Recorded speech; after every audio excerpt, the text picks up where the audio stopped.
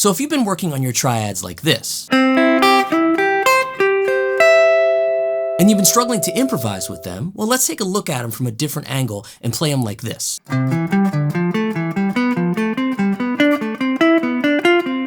What I did there was played every triad in the key of C. Now, in a major scale, you have 7 notes, and each one of those notes is assigned to either a major, minor, or diminished triad, and I played all of them in 1 octave right there. Now, what's cool about this concept is that we just don't have to chase a C triad to play over a C chord and a D minor to play over a D minor chord.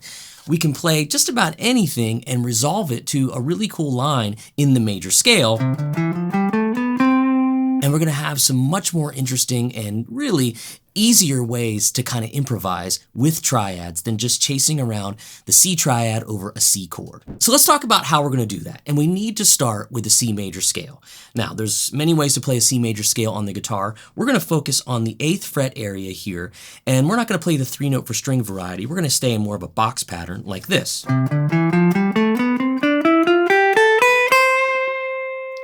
Now, that's C through C in 2 octaves, starting on the 8th fret. Now, I've transcribed this for you, and it's available in the links.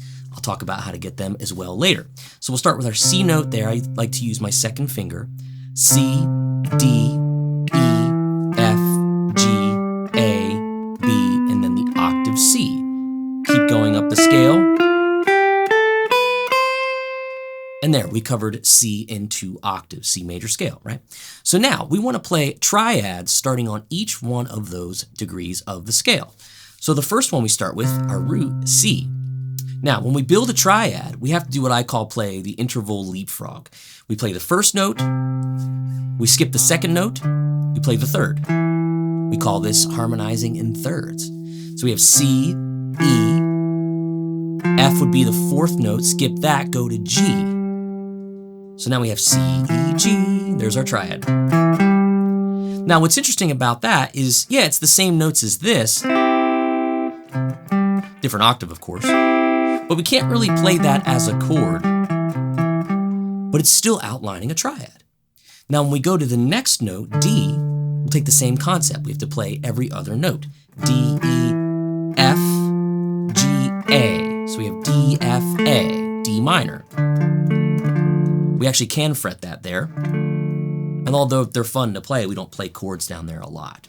And we're going to continue that up the scale. So C, D minor, E minor, F major, G major, A minor, B diminished, and then back to C. We can continue as far as we can go and as far as this fingering allows us. D minor, E minor, that probably looks familiar. F, that's like that, similar to our shape here. And then G major. And then we kind of run out of real estate in the scale fingering. But we got to make sure we know it descending as well.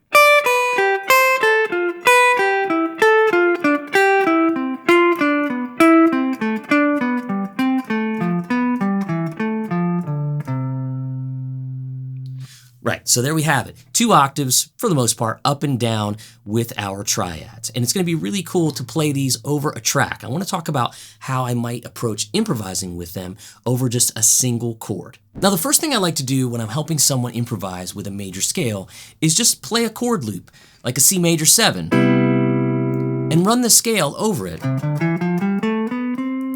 And some people will say, you never just run a scale over a chord. That's not how you improvise. We're not there yet. What we want to do is just get our ears accustomed to these new sounds, if they're new to you, and the new fingering as well. And we're going to hear that just about all the notes will work over this chord. Some will sound better than others. So let's hear that first.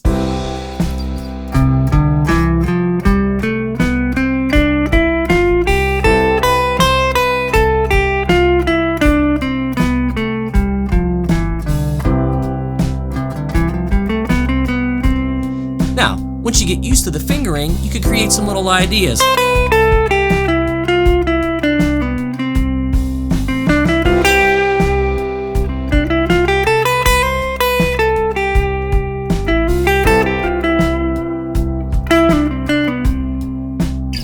So those are all C major scale notes there, and just playing it over that C major 7 chord.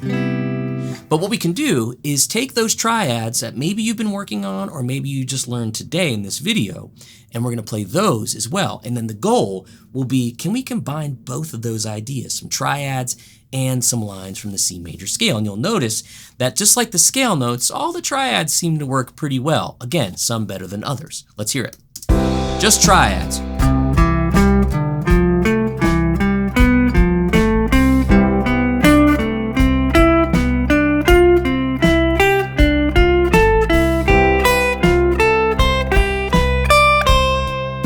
So that was a scale in triads. Almost sounds like a little line I created in and of itself. But really, I'm just playing the triads. Because what happens is, most of the triads contain some note that can circle back to a C major 7 chord, or even just a C triad. So when we play that again and we start combining those ideas, we can do things like this.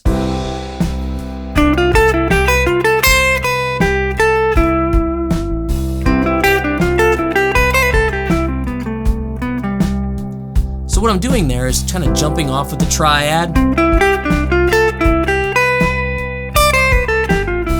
Maybe come down with the scale. Any combination thereof.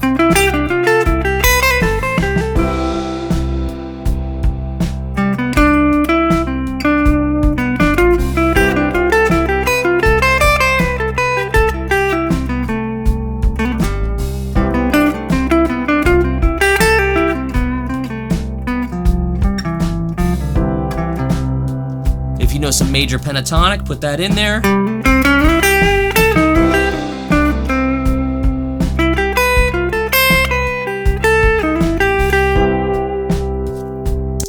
So we're combining those triads already, and we're not just hunting for C triads. We can play any of them. And that works for a number of reasons. And the biggest reason is because some of these chords, like an E minor triad, works really well over that chord.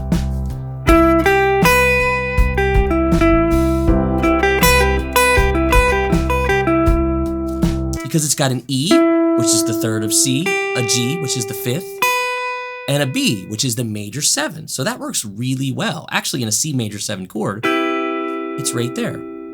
Okay? Now, other chords will sound, or triads will sound okay, and some will sound better than others. Like a D minor will sound okay,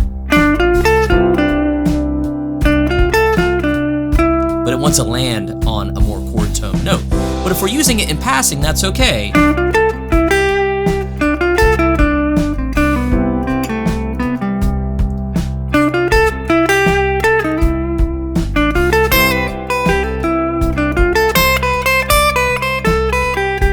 So the D minor is my launching pad.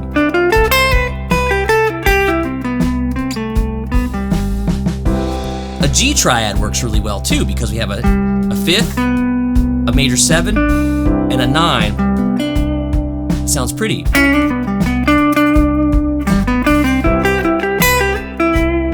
That was G, C, E minor, G again.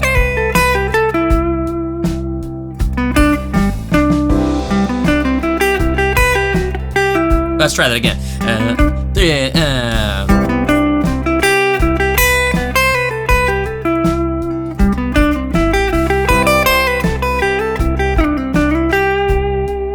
So they're just little ways that you can add those triads to your playing and have it sound different than if you're going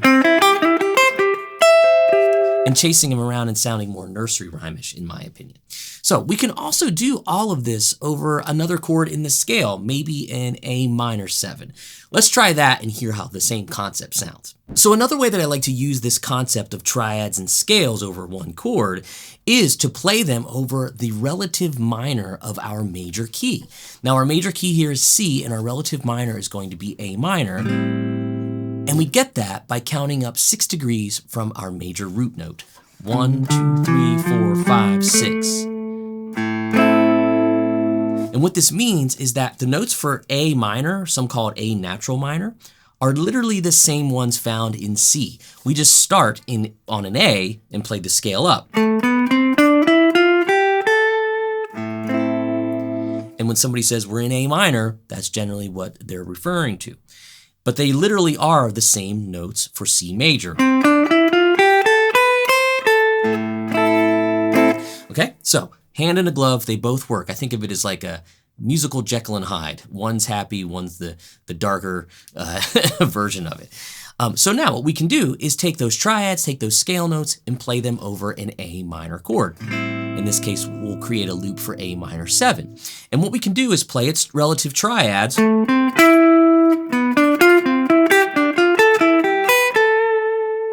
And certain ones will sound better than others, and we can land on those good notes as we breeze through the other ones.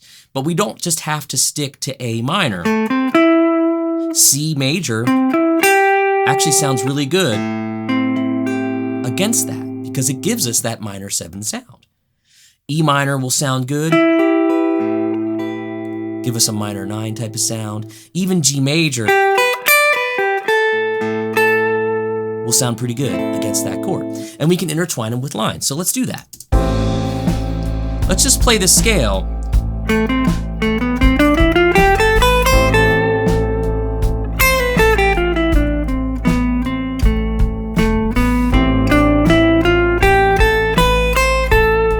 Let's try some triads. And let's combine some ideas.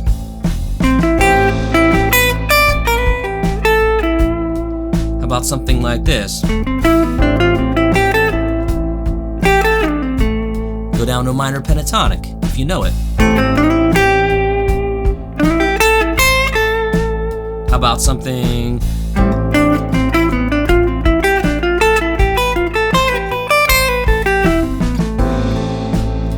I might not play something like that that's so triad driven, but I'll use pieces of them, like the C is one I always start with.